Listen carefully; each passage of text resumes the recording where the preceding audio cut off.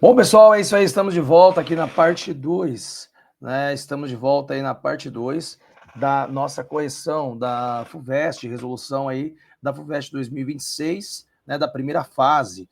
Já tem a parte 1, onde eu fiz aí uma discussão mais relacionada às questões interdisciplinares, ou mesmo que tivesse aí um aspecto mais interdisciplinar entre artes, também português, filosofia, sociologia e, sobretudo, história. Eu fiz aí na parte 1 uma análise de questões que estavam aí soltas, né, numa sequência. Foram aí 8 questões. Agora, nessa sequência, nós vamos fazer aqui a análise, né, de 12 questões, 10 questões que estão caracteristicamente aí classificadas aí como questões de sociologia, de história, de filosofia, tá? Então, eu contabilizei nesta FUVEST primeira fase, pessoal, né? 1, 2, 3, 4, 5, 6, 7, 8, 9, 10, 11, 12, 13, 14, 15, 16, 17, 18, 19, 22 questões com esta característica de ser questões de humanidades, distribuídas aí entre filosofia, história, sociologia e também dentro da parte da linguagem, um pouco aí de questões de artes. Beleza? Vamos nessa, tá? Então, se você acompanha o canal, clica, compartilha, ativa o sininho para receber as notificações, vem comigo, Zavo Lima. Essas aulas de resoluções são bastante bacanas, porque a gente consegue entender o que errou e, obviamente, já projetar os próximos estudos, porque esta é uma maneira de estudar. Então, você assiste a aula, você lê, você busca informações e, obviamente, você treina os exercícios fazendo provas, acompanhando. Então, essa FUVEST, ela veio com essa nova forma, né, FUVEST, a nova FUVEST, com essa nova forma mais interdisciplinar, com bastante texto, com bastante interpretação, e a gente está fazendo esta análise dessa prova aqui, tá? Então, ó, já vou compartilhar com vocês esta tela, para que vocês tenham acesso aí e vejam, né, esse material. Como já está na nossa descrição, né, este modelo de prova que eu estou aqui analisando, nesta parte 2, a mesma da parte 1, é o modelo de prova V1. Ó, a partir da questão 42, a 41 também, que é uma questão de história e sociologia aqui, né, essa 41 do carnaval, eu pontuei como uma questão de história e também uma questão de sociologia, né, interdisciplinar.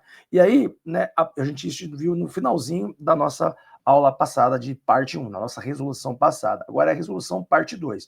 Eu vou continuar da 42 e eu vou dar 42, pessoal, direto até a 48, tá? Então, 42, 43, 44, 45, 46, 47, 48. Essas 7 questões eu pontuei aí, questões de história, sociologia, também de filosofia. Aí depois dá um saltozinho, né? 49 também, 50, na verdade a gente vai até a 51, vocês vão acompanhar aí, tá? Então, como muita gente até comentou isso no vídeo passado, que uma das questões que talvez dificultou também para muitos estudantes é que a FUVEST misturou tudo, mas eu vi esse bloco aí, né, das questões da 42, 39, 39 é geografia, mas da 40 até a 51, ficou bem claro aí história, filosofia e sociologia. E algumas perdidas lá no começo, principalmente no começo, entre a 9 até a 20, com as linguagens. Bom, é a lógica da prova.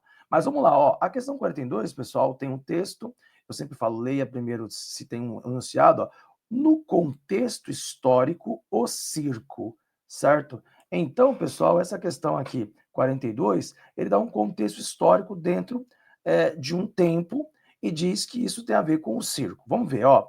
Leitura. Os espetáculos circenses organizados no final do século XVIII. Final do século XVIII, revoluções burguesas, Europa, Idade Moderna, final da Idade Moderna, uniam o cômico e o dramático, como historicamente já faziam outras formas de espetáculo, por meio da combinação da atuação das famílias de saltimbancos, ciganos, atores da comédia dell'arte, e mesclavam a pantomina e o palhaço com acrobacia e equilíbrios, exibições equestres e a doma de animais em um mesmo espaço. Desde aquele momento, fica visível a emergência não somente de novos modelos de espetáculos, mas também novas estruturas de organização e produção desses espetáculos, caracterizadas pela delimitação do espaço físico das apresentações, cobrança compulsória de entradas e alternância entre exibições de equilibristas, acrobatas, artistas equestres, comediantes, pantominas e representações diversas. Ou seja, um espetáculo pautado na íntima mistura de expressões artísticas originárias, artistas originários de diferentes espaços e formações, certo? Então, pessoal, nós estamos falando aqui, né, de um texto que claramente diz aí o que é o circo, né?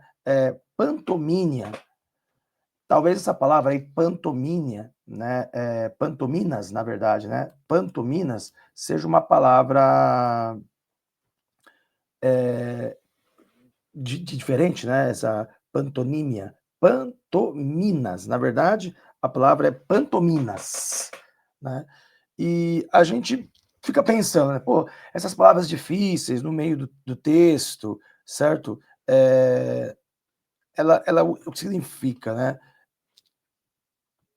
Então, elas têm dificuldades, a gente tem, né, a dificuldade de interpretar se essas palavras são do nosso vocabulário, né? Então, a gente fica com dificuldade. Mas, assim, talvez não tivesse problema, né? A gente tem a ideia de que não saber todas as palavras não tem problema, mas essa pantominas aí, talvez o grande público não soubesse o que seria a ideia de uma expressão teatral, né? Uma espécie de movimento teatral. Então, beleza. Mas, assim, deu para entender claramente, pessoal, que o texto fala sobre a ideia do circo e é isso. Então, eu vi essa questão, pessoal, como uma questão de interpretação. Eu até fiquei com dificuldade de classificar essa questão. Pode ser história, a história do circo, né? Pode ser também sociologia, né? Expressões culturais, artísticas. Pode ser também arte, porque o circo também é uma lógica de arte, entende? Eu consegui perceber que essa aqui foi a mais próxima da lógica de uma questão do Enem, vamos assim pensar, dentro da FUVEST. Eu julguei essa questão nível fácil. Se você lesse o texto, você entendeu, ó, o contexto histórico. No contexto histórico, final do século XVIII, o circo, o que está escrito no texto. Diz, bem como outras expressões artísticas, interage e se apropria continuamente de elementos estéticos, sociais, culturais, políticos e tecnológicos da época e da sociedade em que se apresenta, revelando assim sua contemporaneidade. Sim, já é a logo de cara. O texto diz que o circo cobra entrada, tem pantominas, tem expressões teatrais, tem acrobatas, pessoas que vivem desse meio. Eu não vi nada de errado na A, pessoal, que desabone ela. Não existe nada de errado nessa A. Agora, a gente vai olhar nas outras alternativas, expressões ou questões que não se relacionam. Interpretação, pessoal. Aqui é a leitura de interpretação pura. A B diz, ó, é constituído pelas interações que estabelece com variados elementos que o compõem. Tudo bem. E o local de sua manifestação é similar e perene às realizações espetaculares dos séculos anteriores. Não, pessoal, ficou claro no texto, certo, que o circo vai se adaptando às questões do momento, entende? Então, os espetáculos circenses, organizados no final do século XVIII, uniam o cômico e o dramático, como historicamente já faziam em outras formas de espetáculo, por meio de combinação de atuações de famílias de saltimbancos, ciganos, atores. Então, mesclavam, né, as expressões artísticas, que é a pantomina, e do palhaço, da acrobacia, certo? E desde aquele momento ficava visível a emergência não somente de novos modelos de espetáculos, entende? Então, ele foi acoplando coisas, ele não era uma coisa estática, então daria para eliminar a B por interpretação do texto. A C diz, presente no Brasil a partir do início do século XX, promove uma ruptura do circo tradicional e início do circo novo, que não se constitui com elementos antes explorados. Pessoal, o texto não falou nada disso, pessoal. Não dá para abstrair. Ele não falou do Brasil, ele dá para eliminar a C, que não se relaciona com o texto. E a D diz, moderno descaracteriza o modelo encontrado nos séculos 17 e 18 e faz emergir uma nova expressão artística que ainda há de se configurar por um novo nome, diferente de circo. Não, pessoal, o texto ficou bem claro que ele está dizendo que ele tem expressões antigas, mas adapta-as com expressões novas e vai se configurando, mas não é algo moderno, diferentão. E aí diz, o circo, segundo o texto, tradicional não tinha como principal característica divertir os espectadores, haja vista a veiculação de artistas com corpos ditos grotescos nos espetáculos. Nos dias atuais, reconhece-se a mudança de objetivo que traz no circo a clara representação de entretenimento e diversão a partir dos corpos virtuosos. Pessoal, pode até estar correto essa questão de que o circo vai se reconfigurando nos tempos atuais, mas a pergunta foi bem clara, pessoal. No contexto histórico, o circo. Então, assim, ó, o contexto histórico do que está sendo descrito neste texto. Então, não se relaciona aí. Pessoal, eu vi essa questão como uma questão de análise de texto e de interpretação. É uma questão, obviamente, de história ou de sociologia, porém, pessoal, eu vi que a habilidade que o estudante devia ter aqui era apenas uma habilidade de leitura. Não tem nada, assim, não tem nem como ensinar isso na escola.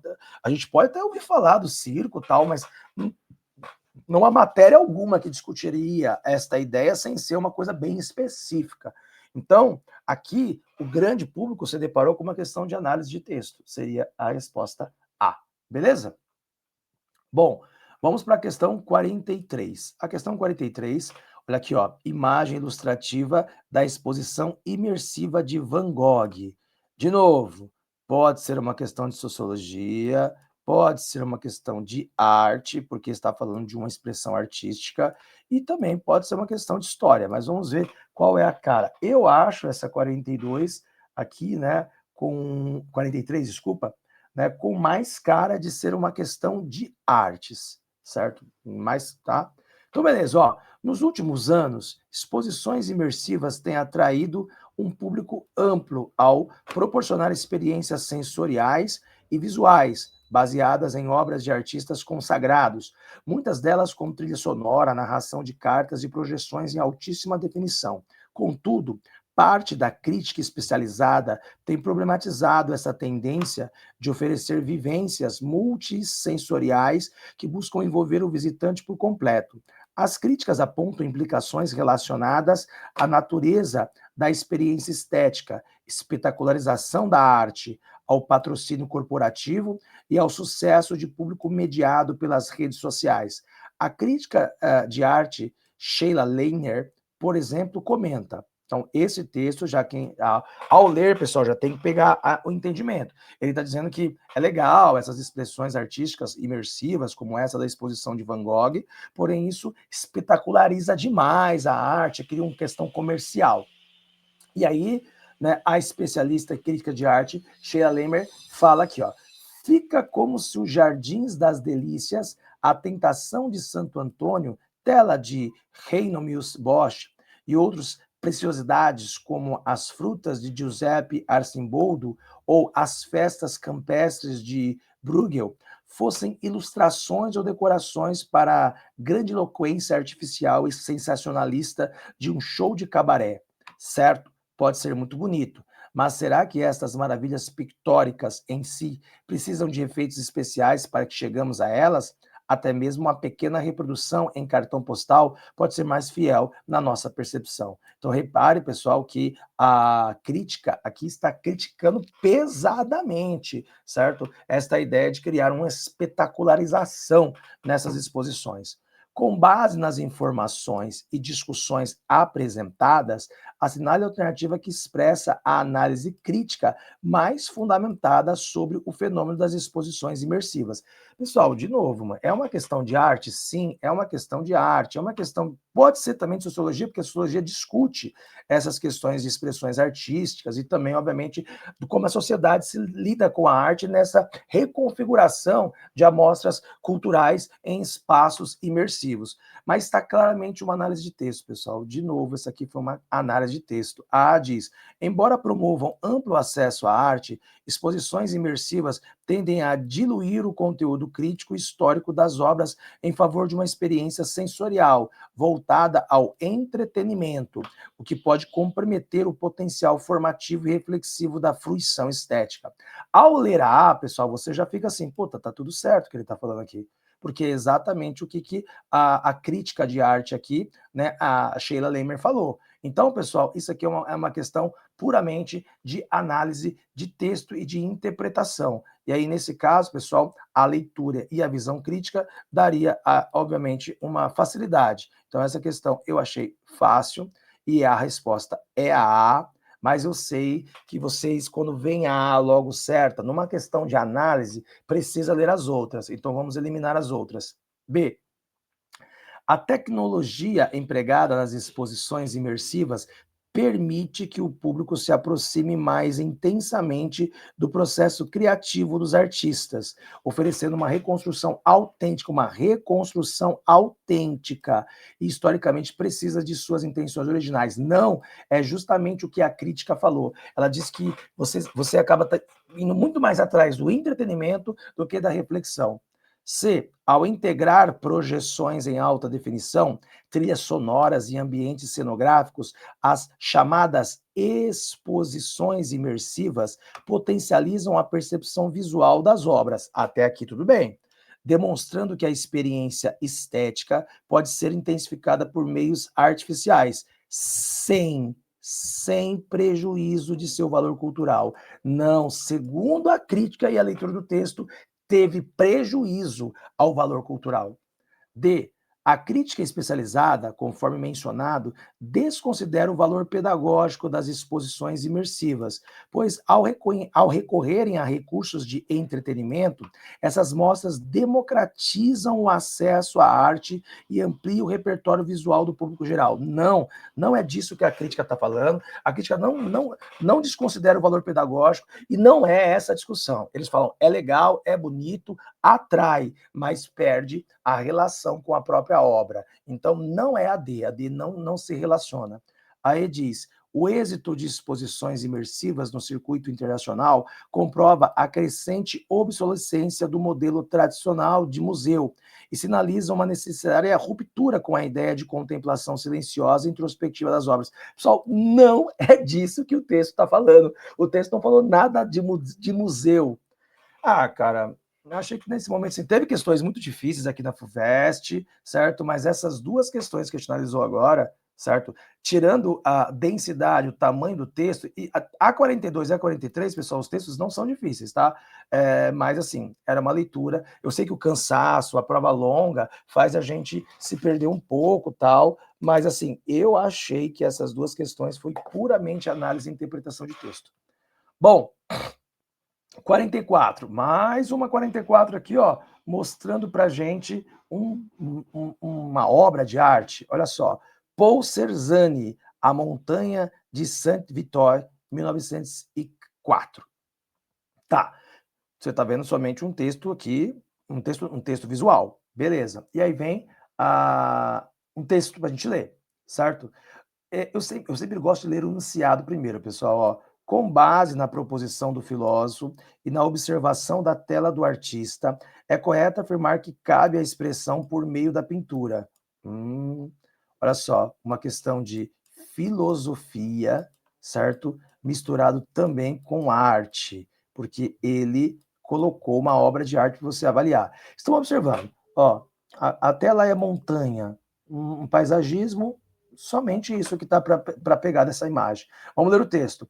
Assim também o gênio de Cézanne consiste em fazer com que as deformações de perspectiva pela disposição de conjunto do quadrado deixem de ser visíveis por si mesmas na visão global e contribuam apenas como ocorre na visão natural, para dar impressão de uma ordem nascente, de um objeto que surge e a se aglomerar sob o olhar. O desenho deve então resultar a cor,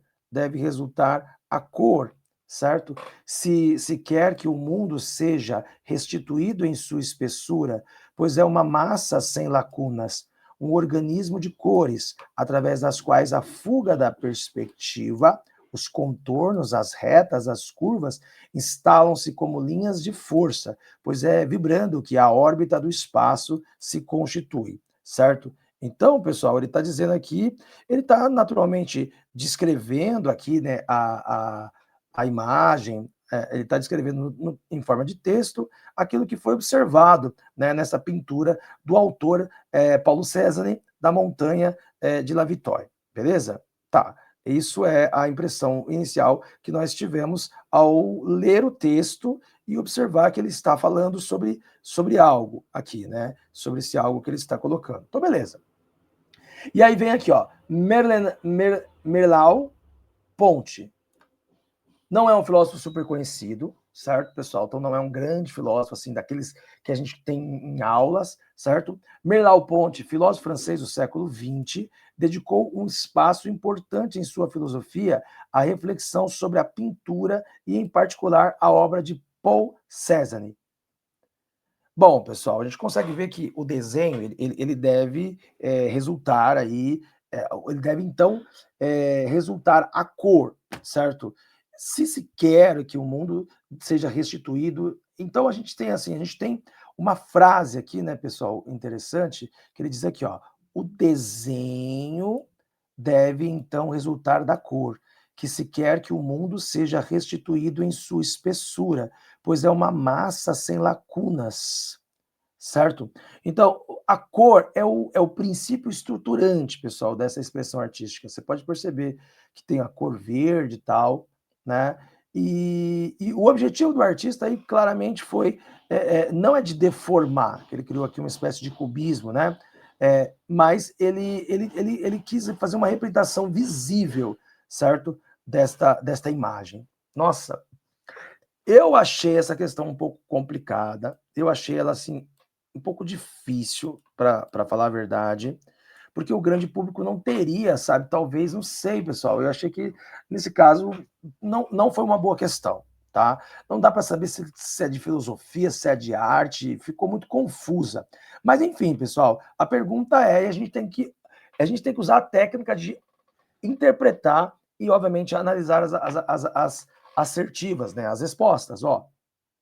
Com base na proposição do filósofo e na observação da tela, é correto afirmar que cabe a expressão por meio da pintura. A expressão por meio da pintura, diz assim, certo? Ela diz assim, ó, encontrar, certo? É encontrar uma forma de representação pictórica que se sobreponha ao mundo visível.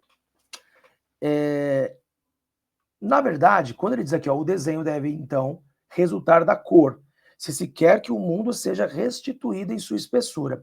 Quando ele diz isso, pessoal, essa frase foi primordial para a resposta, porque o desenho deve, então, resultar a cor. O desenho, pessoal, na arte, é os contornos, certo? Ele diz que o desenho, então, deve resultar a cor. Você fez os contornos e a cor vai aparecer. Nesta lógica, segundo o filósofo, se quer que o mundo seja restituído em sua espessura.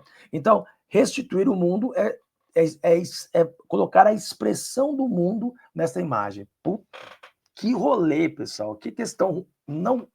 Desculpa as pessoas que gostam de arte e tal, podem interpretar mal a minha resposta, mas que questão ruim foi muito, sabe, isso não ficou difícil para os estudantes entenderem isso. Talvez sim, tá? Então, A diz que encontrar uma forma de representação pictórica, tem que saber o que é pictórica, né, que é representação em forma de desenho, que se sobrepõe ao mundo visível. Não é sobreposição, tá errado. B, retratar a realidade explicitando suas deformações de perspectivas. Não é isso, pessoal. Ele não quer mostrar as deformações de perspectiva, certo? Ele quer retratar a realidade da maneira, né, como ele está vendo, da maneira da pintura dele. Então não é a B. A C diz, fazer aparecer a espessura do mundo, especialmente pela ênfase da cor. Como eu disse, pessoal, quem conseguiu observar esta frase, o desenho deve então resultar da cor. Se quer que o mundo seja restituído em sua espessura, pois é uma massa sem lacunas, um organismo de cores. através das quais a fuga da perspectiva, os contornos, as retas, as curvas, instalam-se com linhas de força, pois é vibrando que a órbita do espaço se constitui. Então você vai observar essa imagem e ao observar, pessoal, fica fixamente olhando para ela, você vai conseguir ver as suas formas. Então, é a resposta C. Eu achei essa questão horrorosa, não gostei nela, achei ela bastante complicada, não foi... Ela não está clara, não está clara. É uma análise, obviamente, de arte, eu sei disso, e uma questão de alto nível para quem não tem contato com esse tipo de leitura, certo? Então, fazer aparecer a espessura do mundo, especialmente pela ênfase da cor. Essa é a resposta. D. Deixar o mundo se revelar, sem o recurso técnico de qualquer mediação. Não, aí você consegue eliminar essa, pessoal, porque se você conseguiu pegar que o desenho deve, então, resultar da cor, ele não tem como deixar o mundo se revelar sem recurso técnico. O recurso técnico é a cor, é a pintura. E aí diz, destacar a cor sobre o desenho, para fazer aparecer as perspectivas. Destacar a cor sobre o desenho, para aparecer as perspectivas. Como disse, olha só a C, fazer aparecer a espessura do mundo, especialmente na ênfase na cor. E aí diz, destacar a cor sobre o desenho. Não, o desenho, olha de novo a frase, o desenho deve então resultar a cor. O desenho que deve resultar a cor. Então, é o inverso daí. Pessoal, não gostei dessa questão, achei uma questão difícil, chata, certo? E muito dúbia, assim, daria pano para manga. Não dá para saber se é uma questão puramente de filosofia, nem de filosofia na minha perspectiva. Claro, tem filosofia, né? Mas é uma questão de arte com mistura aqui do filósofo. Eu não gostei dessa questão, essa é uma questão bastante ruim, na verdade, né? Achei bem complicada para o grande público. Vamos para a questão 45, pessoal, que é uma questão de história. Podemos pensar claramente que é uma questão de história. Agora sim, né? Uma questão de história. Ó, elaborado em 1486, século XV, na região atual da Itália, o texto do humanista Pico della Mirandola apresenta algumas características do movimento renascentista, dentre as quais... Ah, bacana, pessoal, agora uma questão, assim, tecnicamente de história, certo? É uma questão onde, claro, você precisava ler o texto, é uma questão de história geral, o tema específico é o Renascimento. O Pico de Mirandola, pessoal, ele não é um cara desconhecido, não é um Da Vinci, não é um Leonardo, não é um Michelangelo, não é um Rafael, que são os mais conhecidos. Mas ele é um cara também conhecido. E ele diz, e a pergunta é bem clara, pessoal, sobre as características do movimento renascentista. É uma questão conteúdo, é uma questão conteúdo. Vamos dar uma olhada no texto, que o texto pode dar essas características, mas daria para responder, pessoal, essa questão sem... daria para responder sem a leitura do texto. Essa aqui é a clássica questão, certo? No estilo do Enem, que você ganha tempo se você ignorasse o texto, caso você tivesse certeza do entendimento da pergunta. A pergunta é, quais são as características do movimento renascentista? A diz, ética protestante. Está errado. Ética protestante não está nas características do Renascimento, certo?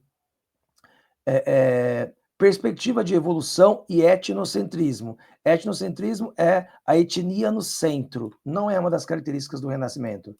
C. Imortalidade do ser humano como pilar da construção da vida terrena. Sem ler o texto, talvez você ficasse em dúvida com essa. D. O antropocentrismo. Opa! Perfeito. Pela ausência da referência divina. Aí a gente precisaria talvez ler o texto para não ter problema, certo?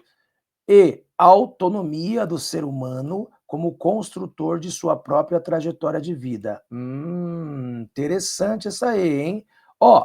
Talvez aqui, logo sem ler o texto, o aluno médio teria dúvida, mas daria para eliminar duas aqui, ter dúvida nessa C, e a resposta estaria entre D e E. Vamos ler o texto.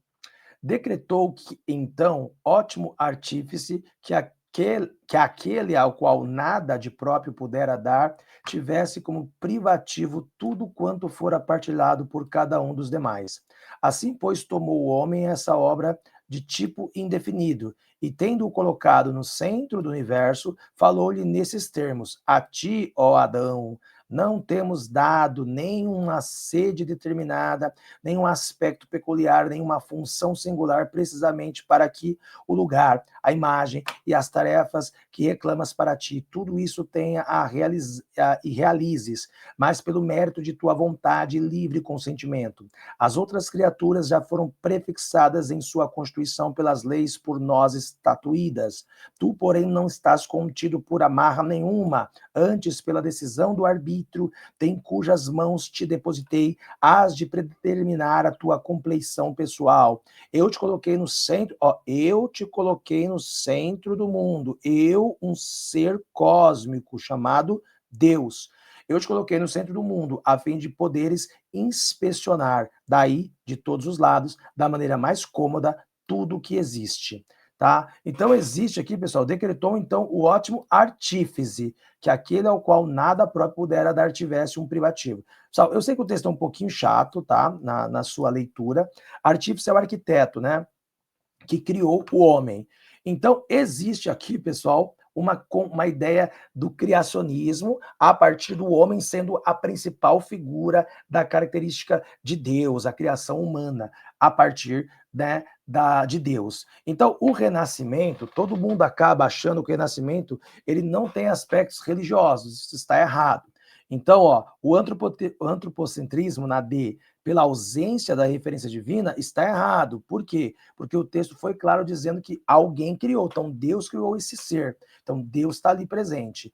A C diz a imortalidade do ser humano como pilar da construção terrena. O homem não é imortal, o homem é mortal. Está errado. E aí, pessoal, é a resposta certa. A autonomia do ser humano como construtor de sua própria trajetória de vida. Por quê? Porque esse ser criador criou todos os animais e os animais são predeterminados pela condição animalesca deles. Já o ser humano, pessoal, a maior criação de Deus, tem a sua, né, livre forma de viver. Perfeita, muito boa, gostei dessa questão, eu achei ela nível médio, tinha que ter o conhecimento de renascimento, tinha que saber ler com calma e tinha que interpretar os conceitos. Boa questão de história, questão 45, certo? Vamos para a questão 46 e já começa com imagem nessa 46 aqui, pessoal, certo? Essa 46, podemos pensar que é uma questão de arte, porque tem uma imagem aqui, tudo bem, mas vamos ver. Olha só, Francisco Ruiz Rijon, 1683-1720. Tem um contexto histórico, tá? Santíssimo Cristo da Expiação, popularmente conhecido como Cristo Cachorro. Escultura em madeira, 682. A partir da comparação entre a escultura Cristo Cachorro de Francisco Ruiz Rijon e o livro O Cristo Cigano de Sofia de Mello Breiner Anderson, inspirado por ela, depreende-se. Ele diz, pessoal, que a autora, Sofia de Mello Breiner, ela escreveu um texto chamado Cristo Cigano, que se inspirou nesta escultura do artista Francisco Ruiz Rijon, né? Giron, eu acho que é Giron, né? Que assim se fala. No Cristo Cachorro. Sei lá, estranho, né, pessoal? Mas eu vou colocar a história aqui. Arte e história.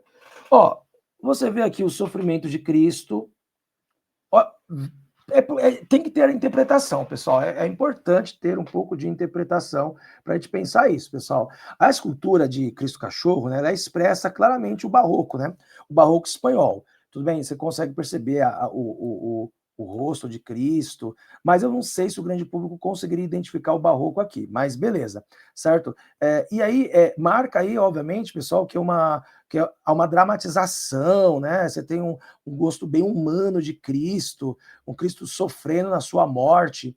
E a Sophie de Mello Breiner Anderson, escreveu o Cristo Cigano, pessoal, você também, segundo as informações que tem aqui na questão, é de que ela se inspirou nesta obra. Eu não acho que os estudantes conheceriam a Sofia Mello Breiner. Eu não acho que o grande público conheceria, então ficaria difícil se a resposta dessa questão, pessoal, fosse ter conhecido a obra de Sofia Mello Breiner. Talvez o que daria para conseguir responder essa questão é conseguir se visualizar essa imagem como uma imagem barroca e vamos ver se as alternativas nos dão algumas informações, certo? Então a A diz, ó, a A diz, ó, que legal, a escultura barroca, Cristo Cachorro, prenuncia os traços modernistas do livro de Sofia de Melo Breiner Anderson. Uma vez que a faca, metáfora central do poema, pensada a partir de um objeto do cotidiano, está indiretamente presente na escultura, como um instrumento cortante utilizado para sua criação. Onde tem faca aqui?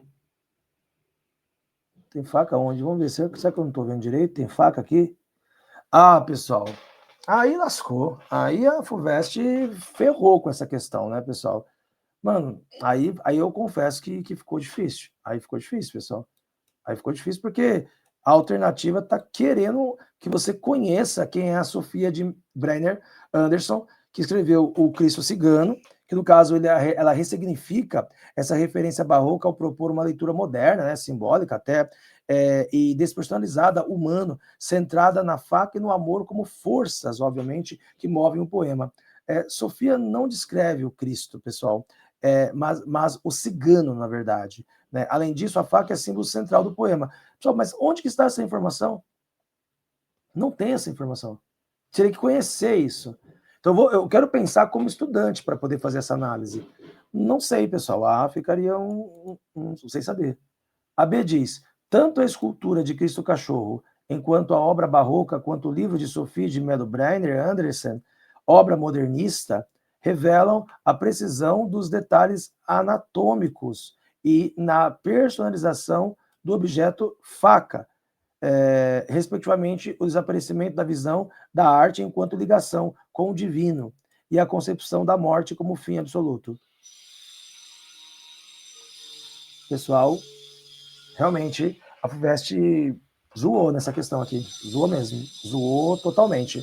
Não tem como o grande público saber disso, pessoal, não tem como as pessoas saberem sem conhecer a obra de Sofia Melo Breiner. Ele não deu nenhuma indicação da obra de Sofia Melo Breiner aqui.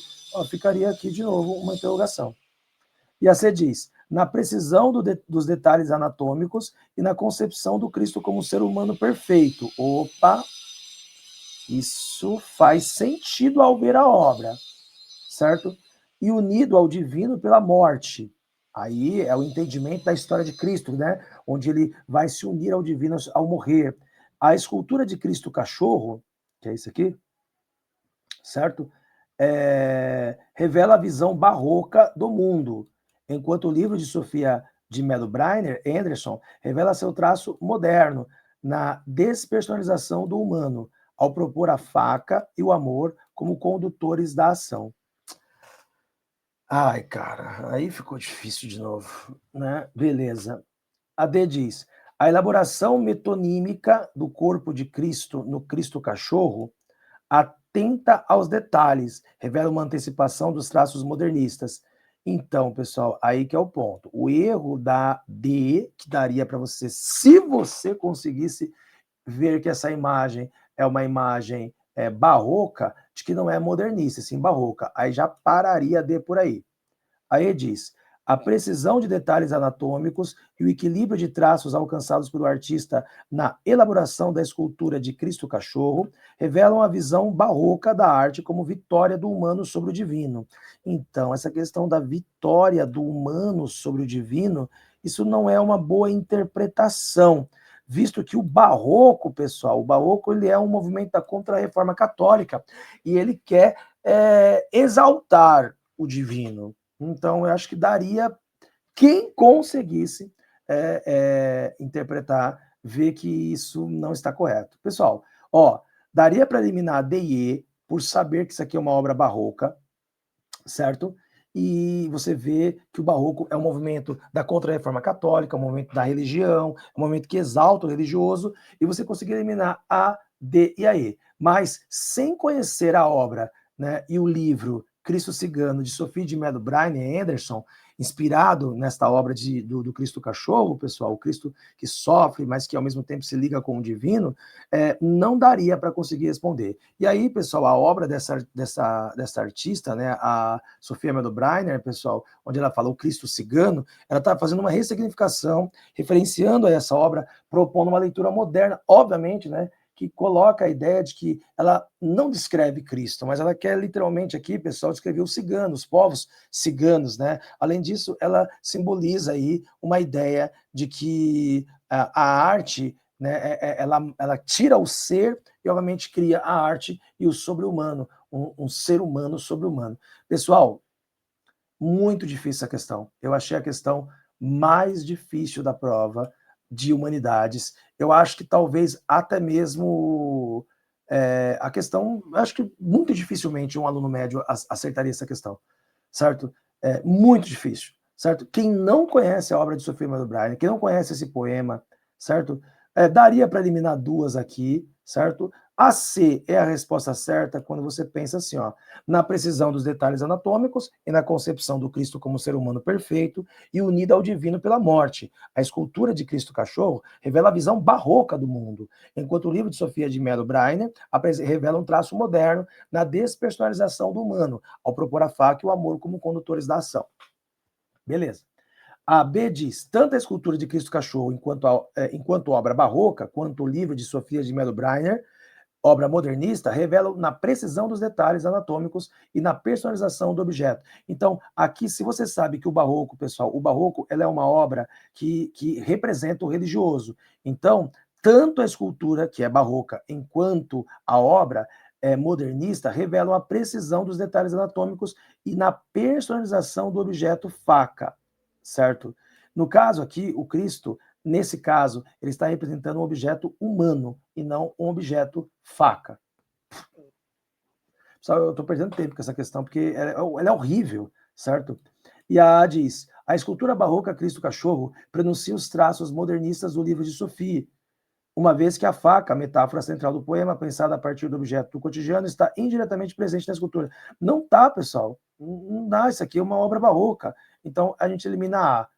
Pessoal, difícil, uma questão extremamente difícil, certo? A FUVEST realmente chutou o balde nessa questão horrível, na verdade. Não horrível porque está falando do assunto do barroco, não, é porque ela está muito mal feita mesmo. É uma questão muito, muito, muito mal feita, pessoal, certo? Então a gente fica aí com a resposta C, do gabarito e bola para frente, certo?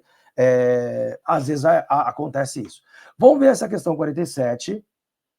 Tem um poema, né? Aliás, agora é o pulo do gato. A FUVEST nos salvou. Pessoal, nossos movimentos são friamente calculados. Então, pessoal, a FUVEST não poderia aprontar isso com a gente, né, pessoal? Vocês viram que eu fiz toda uma dramatização, né, para fazer a questão 46, mas olha a questão 47. Então, se você estivesse fazendo a 46 e você travasse e ficasse puto com a FUVEST, porque, né, vocês não conhecem a Sophia de Mello Bryan Anderson, certo? Na sua obra O Cristo Cigano, olha que presente que a FUVEST te deu, pessoal. Obviamente, pessoal, a questão 47 é o poema Busca, de Sophie de Mello Bryan Anderson, O Cristo Cigano. Beleza? E aí você vem aqui, ó. Pelos campos fora, caminhava sempre, como se buscasse uma presença ausente. Onde estás tu, morte? Não posso te ver. Nesse dia de maio, com rosas e trigo, é como se tu não viesses comigo. É verdade que passas pela cidade às vezes nos caixões de chumbo, mas viro o meu rosto, pois não te compreendo. És um pesadelo, uma coisa inventada que o vento desmente com as tuas mãos frescas. A luz logo apaga. Bom, esse poema, pessoal, está dizendo aqui, é tão tenaz o desvio que a esquivança encobridora ante a morte exerce sobre a cotidianidade que, no ser um com o outro, seus próximos, ainda se empenham, né, com frequência a precisamente junto ao moribundo. O moribundo é aquele que morre, tá? Para o persuadir de que escapa à morte e retorna em seguida à tranquila cotidianidade do mundo em suas ocupações. Tal preocupação com o outro pensa consolar desta maneira o moribundo. Ela quer devolvê-lo à existência, ajudando-o a encobrir ainda mais completamente sua possibilidade de ser mais própria e irremetente. A gente se ocupa dessa maneira de uma constante tranquilização sobre a morte, mas no fundo ela vale tanto para o moribundo quanto para os que consolam. E mesmo no caso do deixar de viver, a publicidade ainda não deve ser perturbada, nem inquietada pelo acontecimento de sua ocupada despreocupação, pois não raro se vê na morte dos outros uma inconveniência social, quando não mesmo uma falta de tato, cuja publicidade deve ser poupada. Beleza? Então, pessoal, a gente está aqui vendo, né? Embora a morte seja algo indissoluvelmente ligado à condição, né, da existência humana, pessoal, ela é renegada, ela é esquecida, ela é tirada de lado. Então tenta reprimir, obviamente, aí, né, esse pesadelo em relação à finitude de um corpo que está atribulando, moribundo, né, procurando a morte. Esta é a interpretação de Martin Heidegger do Ser e o Tempo. Ser e o Tempo, pessoal, é uma obra filosófica. Então essa questão aqui, ao citar, né, aqui a Sofia de Mello Briner, o Cristo Cigano, certo? Que na verdade não ajudou em nada a nossa alternativa anterior, certo? Aqui, então não é um texto que fala sobre a faca, mas no caso aqui, no máximo que esse texto pode nos dar para ajudar a alternativa anterior, pessoal, né? É a ideia de que nesse poema da Sofia de Mello Braimer, ela está falando da coisa da vida, né, da vida própria, né, da morte em si. E talvez na resposta certa, quando ele diz assim, ó, na questão anterior, a questão 46, que ele diz que a Sofia de Mello Briner Anderson revela seu traço moderno na despersonalização do humano, ao propor a faca e o amor como condutores da ação. Então, não dá para ajudar, para responder a questão anterior. Aí volto na ideia de que a questão anterior foi muito difícil. Eu até achei que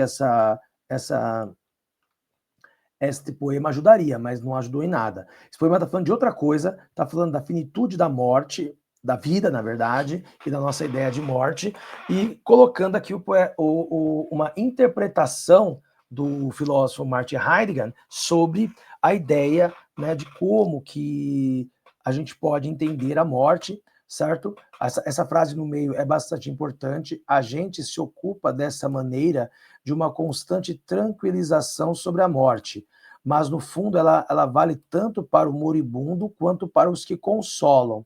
Então, aquele que está morrendo vai sentir a presença da morte, e até aqueles que consolam a pessoa que está para morrer fica pensativo. Puxa, mano, um dia também isso vai acontecer comigo.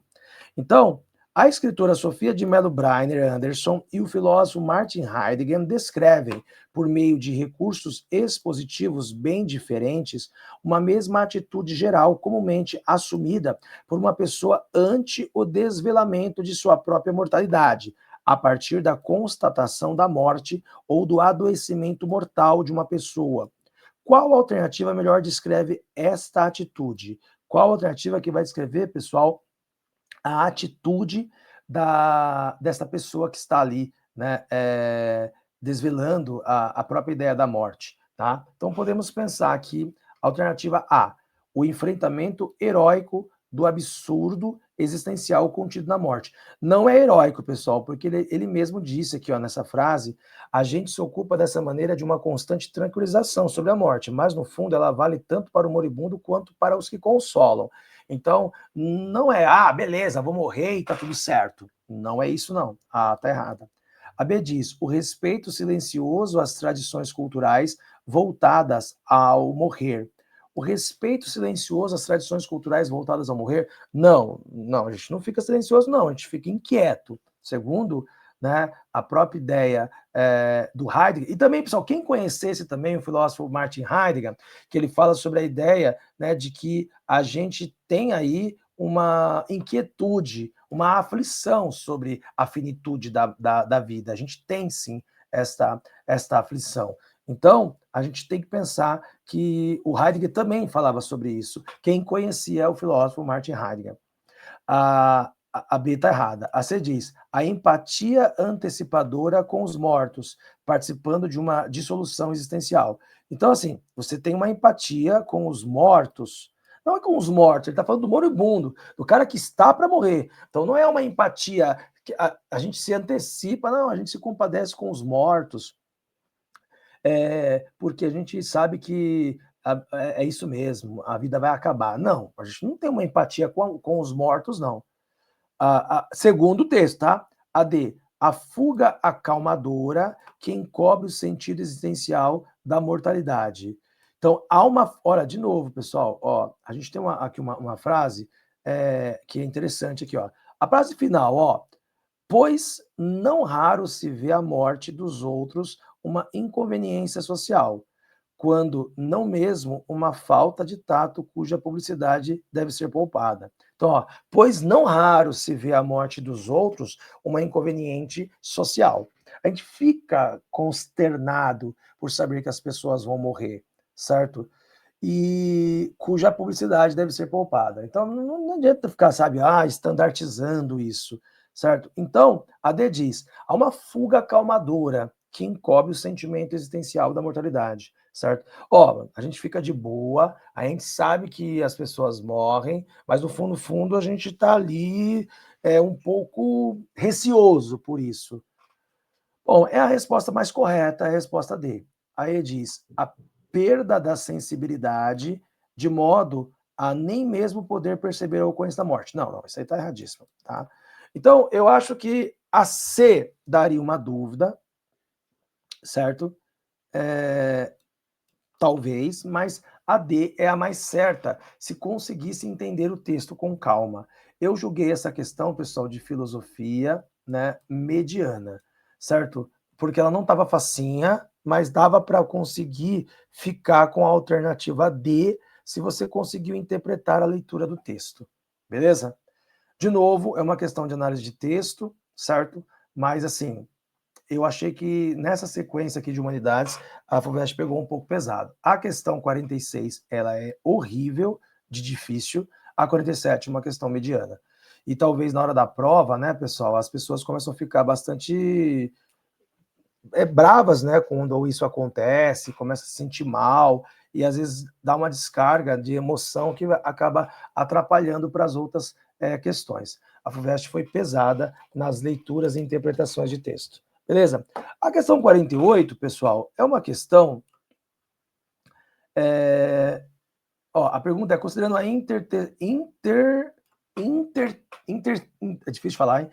Intertextualidade bíblica presente no inserto de A Balada do Amor ao Vento, a experiência de Medioando é caracterizada. Então, é uma questão, pessoal, aqui, né, de análise de texto, de também, obviamente, uma questão de literatura, certo? De uma das obras exigidas. Eu vou pular ela, se der tempo a gente volta, porque não é uma questão de história, de sociologia, mas eu vou pular ela porque é uma questão aí mais de interpretação de português, de literatura, tá? Mas se der tempo aqui na nossa análise, a gente volta para ela. Questão 49. Isso, a 49 é uma questão literalmente de história, a gente consegue perceber claramente que é uma questão de história, certo? E de história geral. Olha aqui, ó. Com base no inserto, que aborda o complexo de rotas terrestres que se estenderam durante a Idade Média, certo? Por boa parte da Ásia, leste, África e sul da Europa, as trocas culturais e os deslocamentos tiveram impacto certo? Então, a gente sabe aqui, certo, que existe uma ideia de Idade Média que participou principalmente aí do Renascimento comercial.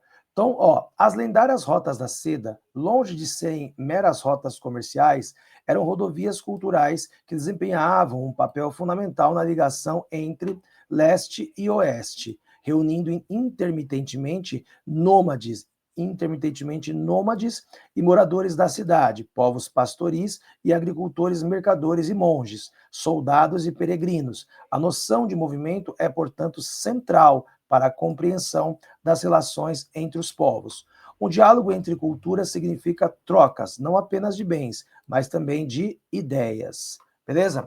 Um diálogo entre culturas significa trocas, não apenas de bens, mas de ideias. Bom, aqui, pessoal, está falando um contexto, né, das rotas comerciais terrestres, e aí a pergunta é, né, quais foram os seus impactos? As trocas culturais e os deslocamentos tiveram impacto na...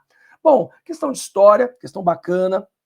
Uma das mais significativas consequências, pessoal, desse intercâmbio comercial entre Oriente e Ocidente, na Baixa Idade Média, principalmente, foi a disseminação de saberes e mercadorias, né, dos povos da África e da Ásia na Europa.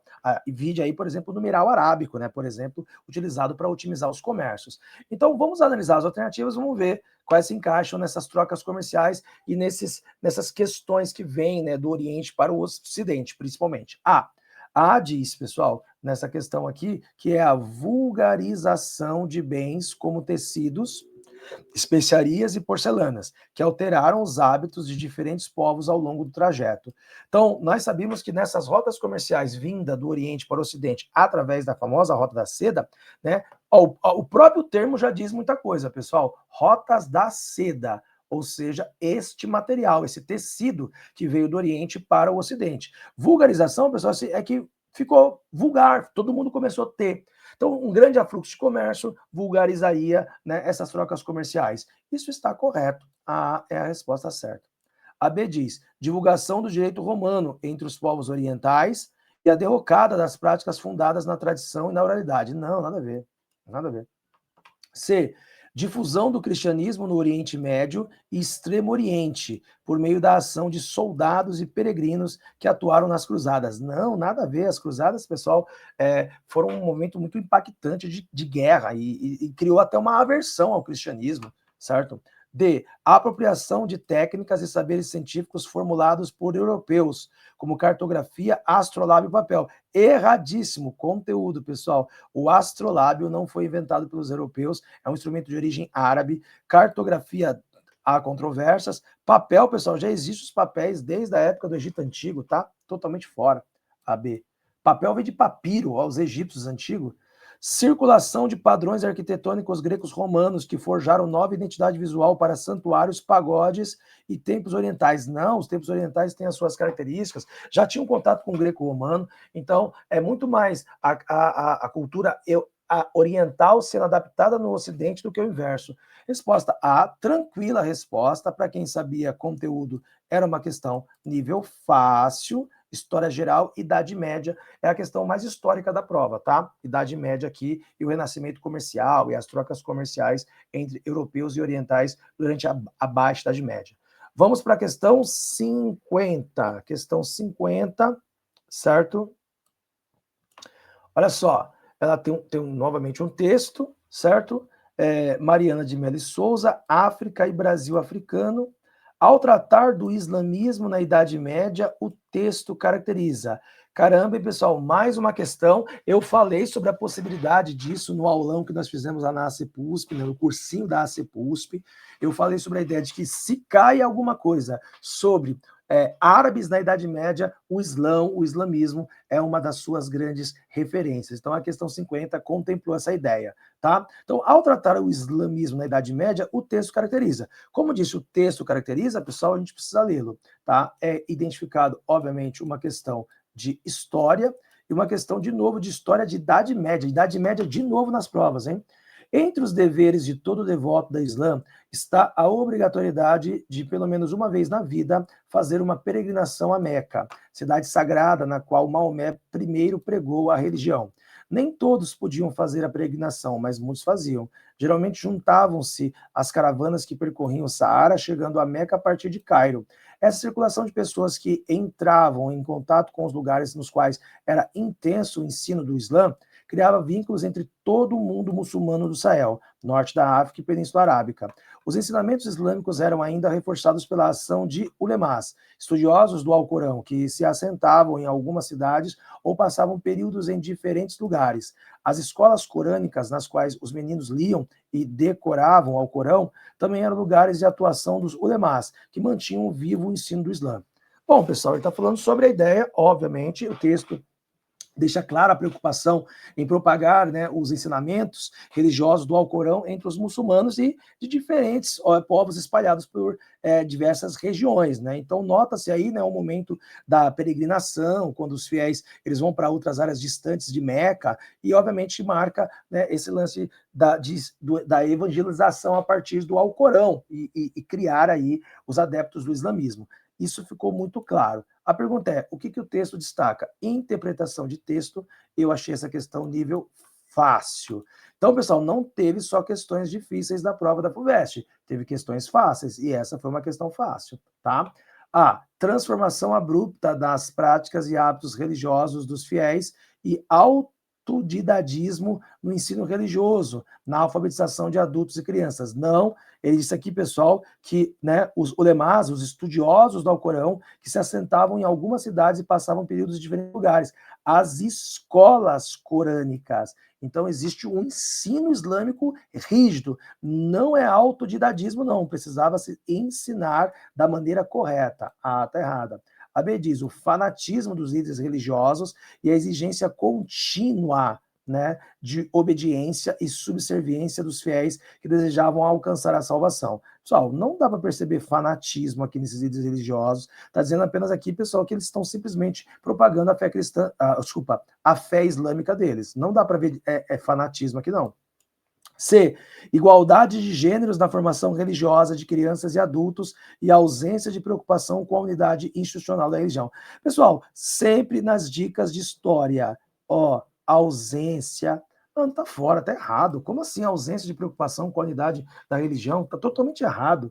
D. Caráter educativo e doutrinário das peregrinações dos fiéis e a homogeneidade da origem étnico-racial dos conjuntos de fiéis. Pessoal, homogeneidade é dizer que todos eram iguais. Se eram pessoas de várias partes do mundo, como eles eram iguais, está errado a D. E aí é a resposta certa, a disposição de ampliar o conhecimento de textos religiosos pelos fiéis e a formação de redes de relações entre povos e grupos sociais distintos. Bom, pessoal, a chave e a habilidade para responder essa questão 50 era justamente fazer a eliminação das alternativas, e aí você ficava com a alternativa, né, E, tá? Eu julguei essa questão nível easy, certo? 51. A 51, pessoal, pode ser uma questão de geografia, tá? Mas também pode ser uma questão de história. Eu julguei ser uma questão de história e uma questão aí de história contemporânea, certo? Uma questão de atualidade também, mas muito conhecido esse assunto, né? É um assunto bem conhecido, por mais que o texto seja um pouquinho grande e tal, eu achei uma questão aí tranquila sobre a famosa guerra ao terror, certo? Então, é uma questão de história, nova ordem mundial, assim podemos pensar, tá? Vamos ver o enunciado, ó. O inserto traz informações sobre a atuação militar norte-americana na Ásia após os atentados terroristas de 11 de setembro de 2001 e afirma que essas investidas militares... Então, o texto afirma alguma coisa, pessoal, afirma alguma coisa, tá? Mas vamos ler o texto, ó. No Afeganistão, em 20 anos de guerra, morreram mais de 157 mil pessoas. No Iraque, de 2003 até hoje, 10 anos depois de as tropas americanas se retirarem do país, foram mortas entre 308 a 600 mil pessoas. No Paquistão, o aliado dos Estados Unidos na guerra ao terror, 70 mil. As violações de direitos humanos por militares americanos, como os abusos e a tortura de prisioneiros, muitas vezes inocentes, na prisão de Abu Ghraib, no Iraque, e na base de Guantánamo, em Cuba, geraram ainda mais ressentimento às populações desses países. A guerra ao terror provocou mais radicalização religiosa, conflitos internos, forçou milhões de pessoas a abandonar suas casas e a fugir para outros países, aumentando ainda mais o preconceito em relação aos muçulmanos e árabes. Dizem que o mundo nunca mais foi o mesmo depois de 11 de setembro. Pessoal, quando a questão é difícil, eu falo que ela é difícil, tá? Quando a questão é fácil, eu falo que a questão é fácil. Essa questão foi bem fácil, certo? O texto é tranquilo, a leitura dele é fácil, e aí, obviamente, a pergunta é, pessoal, o texto afirma o quê? Provocam novos confrontos locais e mundiais e acirram perseguições de caráter étnico e religioso. Perfeito. É justamente isso que o texto afirma. Depois do 11 de setembro, acirrou as questões religiosas em relação aos árabes e muçulmanos e, obviamente, criou novos conflitos, até mesmo dentro do próprio Iraque, certo? Que os americanos entraram, derrubaram Saddam Hussein e saíram. Questão nível bem fácil, a resposta A é claríssima. A B diz, definiram uma nova ordem internacional e promoveram o bilaterismo que hoje caracteriza as relações entre as superpotências. Quais superpotências? Que bilaterismo é esse? Bilaterismo ou bipolarismo da Guerra Fria, não é? Tá errado a B. C. Consolidaram a hegemonia das organizações e alianças militares ocidentais nas áreas de conflito étnico e religioso do Oriente Médio e do Sul Asiático. Consolidar a hegemonia de organizações e alianças militares ocidentais, pessoal, nem todo mundo do Ocidente concordou com a guerra ao terror. Então não dá para dizer que houve uma organização de alianças militares ocidentais nas áreas de conflito étnico, certo? D. Contribuíram para o estabelecimento da paz no mundo. Paz no mundo? Fora. Erradicaram as organizações. Erradicaram, pessoal, acabaram as organizações terroristas. Erradíssimo. Palavras deterministas. Sempre eliminem. Sempre dá certo isso, tá, pessoal? Resposta A dessa questão aí, 51. Vamos para a questão 52, estamos chegando ao final da nossa análise, né, das questões de humanidades da prova da terrível FUVEST, certo? A questão 52, pessoal, é uma questão de geografia, eu vou pular ela, né, a questão, olha que interessante, né, do Azerbaijão, né, a disputa aí de Nagorno-Karabakh e Artsakh, né, bom, Armênia, uma questão atualíssima, atualidade.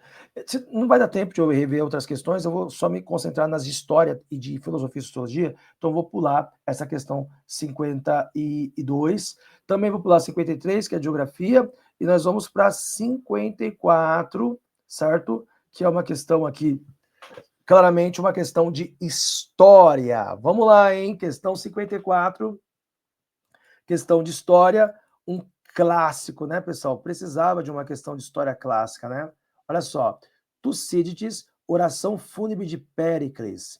O excerto que pretende reproduzir o discurso fúnebre de Péricles, século V a.C., a Guerra do Peloponeso. Pessoal, fazia muito tempo, né, que não caía questões tão clássicas assim na prova da FUVEST, e essa aqui é a questão mais clássica, né, relacionada à questão. Tucídides é um historiador romano que está falando sobre a Guerra do Peloponeso na história da Grécia. Conteúdo muito conhecido e clássico. Ó, nossa forma de governo não entra em rivalidade com as instituições dos outros. Nosso governo não copia o de nossos vizinhos, mas é um exemplo para eles. É verdade que somos chamados à democracia, pois a administração está nas mãos de muitos e não de poucos. Mas enquanto existe justiça igual para todos e igualdade em suas disputas privadas, a reivindicação de excelência também é reconhecida. E quando um cidadão é de alguma forma distinto, ele é preferido para o serviço público, não como uma questão de privilégio, mas como recompensa do mérito. Nem a pobreza é um obstáculo, pois o homem pode beneficiar seu país, seja qual for a obscuridade de sua condição. Não há exclusividade em nossa vida pública, e em nossos negócios privados não suspeitamos uns dos outros. Enquanto estamos assim, sem restrições em nossos negócios privados, um espírito de referência permeia nossos atos públicos. Somos impedidos de fazer o mal pelo respeito às autoridades e às leis, tendo uma consideração especial por aquelas que são ordenadas para a proteção dos prejudicados, bem como aquelas leis não escritas. Olha só a oração fúnebre de Péricles. Ele está exaltando, obviamente, pessoal, Tucídides está dizendo aí nesse inserto, ele celebra a democracia ateniense como uma espécie de ordenamento político, né, superior às demais polis e povos, a exaltação da lógica, né, da organização dos gregos, né, que diferenciava dos modelos que existiam até então. Então, beleza, o inserto pretende reproduzir o discurso fúnebre de Péricles na Guerra do Peloponeso. E aí a gente entender o texto, é uma questão também de interpretação, certo? E ao interpretar o texto, a diz, equipar os comportamentos privados às condutas públicas. Não, ele não está fazendo isso, pessoal. Ele está dizendo que os atos públicos são diferentes dos atos privados. Isso está errado. A B diz, oferece uma visão crítica da democracia representativa. Pessoal, aí é um pouco de conteúdo, é um clássico. Eu gostei dessa questão porque trouxe o clássico de volta e o conteúdo de volta. Ou seja, pessoal, a democracia grega não era representativa, ela era direta. Representativa é a nossa. C. Reproduz a opinião da época sobre a política da polis grega. Reproduz a opinião da época. Eu acho que isso aqui daria uma dor de cabeça, certo? D, enaltece a democracia como marca de superioridade ateniense. É isso, pessoal. Se você tivesse dúvida com a C, será que ele está fazendo isso? A gente vai ficar claramente com a D, porque esse discurso é o discurso da morte de Péricles, onde o Péricles foi um grande governante ateniense e exaltado pelos gregos e tudo mais. Assim sendo, pessoal, está exaltando a democracia que ele mesmo produziu, tá? Então, enaltece a democracia. E aí diz, defende que todas as pessoas tenham igual acesso a cargos públicos. Não falou nada disso, certo? Então, a C daria uma dúvida, a D é melhor. Eu ainda fico que essa questão é uma questão de nível fácil para quem leu e interpretou bem esse texto bacana. Não estava tão difícil o texto, tá? 54, resposta D. E para a gente fechar, pessoal, a 55 é uma questão aqui de matemática, e eu pulo para 56, né? E vou finalizar essas quantidades de questões de humanidades da prova, porque ela está citando aqui Aristóteles. Aristóteles, claramente uma questão de filosofia, contemplou uma filosofia clássica, uma questão aqui de filosofia Aristóteles. Vamos ver se é uma questão de conteúdo, interpretação e assim vai. Ó, dá uma olhadinha aqui. Tal escola. Eita, qual escola? Né? Vamos ver. Então, não dá para a gente pensar assim, né? Tal escola, a gente tem que pensar que escola que ele está falando, né? Então, a gente está pensando aqui que Aristóteles... então, olha, ó, Aristóteles produziu aquela que é considerada a primeira classificação dos organismos vivos no mundo ocidental. Nela, considerou principalmente a existência de características compartilhadas para dividir seres vivos em distintas categorias. Atualmente, a classificação dos seres vivos pauta-se no paradigma da escola filogênica cladística. Ih, lascou. O professor ficou feliz à toa, né? Não é uma questão totalmente, né, pessoal, de filosofia. É uma questão de filosofia com biologia. Poxa vida, pessoal, é uma questão interdisciplinar clara. A escola filogenética, cladista. Bom, Aristóteles, pessoal, é um filósofo grego, obviamente. Ele é considerado o primeiro a realizar, obviamente, a classificação de organismos animados, daí, né, como animais, inanimados, como os vegetais e minerais. A escola, chamada aí cladística, ela é proposta pelo alemão, né, Willy Wenning. E aí, pessoal, isso lá nos anos 50. E ele baseou-se, obviamente, em características compartilhadas aí entre diferentes grupos, né, homólogas, características próximas de grupos. E resultou aí dessa ideia da chamada árvore filogenética, com a denominação da ancestralidade e do grau de parentesco. Aí lascou. Aí tinha que saber essa questão de biologia. A FUVEST, então, se tornou conteudista nessa questão. Não é uma questão só de filosofia, na verdade é uma questão de biologia. Os caras meteram Aristóteles aqui aleatório. Então, A diz, ó, então, tal escola, que é a escola filogenética, também realiza a análise de características compartilhadas entre diferentes grupos de organismos, buscando identificar ancestrais comuns e a relação de parentesco entre eles. Seria a resposta certa, certo? Você poderia, né, entender essa resposta ao ler isso aqui do enunciado. Ó. Nela, considerou principalmente a existência de características compartilhadas para dividir seres humanos vivos em distintas categorias. Isso aqui era uma senha para poder tentar dar uma colocação na A. Porque ele diz aqui, pessoal, buscando identificar ancestrais comuns e relações de parentesco entre eles. A B diz, busca as diferenças entre grupos de seres vivos, agrupando-os exclusivamente. Olha o determinismo, pessoal. Exclusivamente com base nessas diferenças. Errado, porque é um grau de parentesco, né? C, abandona os princípios aristotélicos e adota ideias que propõem que os seres vivos... Mas ele não diz, pessoal, que atualmente a classificação dos seres vivos pauta-se no paradigma da escola filogenética, cladicista? Então, abandonou o aristotelismo? Não abandonou. D, determina que os seres vivos se adaptam às condições do meio e que vivem e que produzem descendentes portadores dessas adaptações, de forma sucessiva. Essa aqui talvez a gente não saberia, né?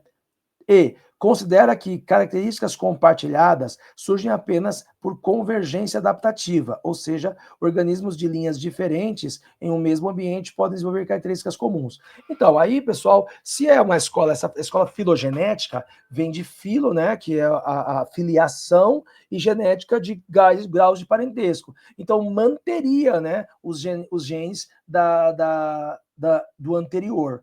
Eu iria por essa linha, pelo meu breve conhecimento de biologia, eliminaria a D.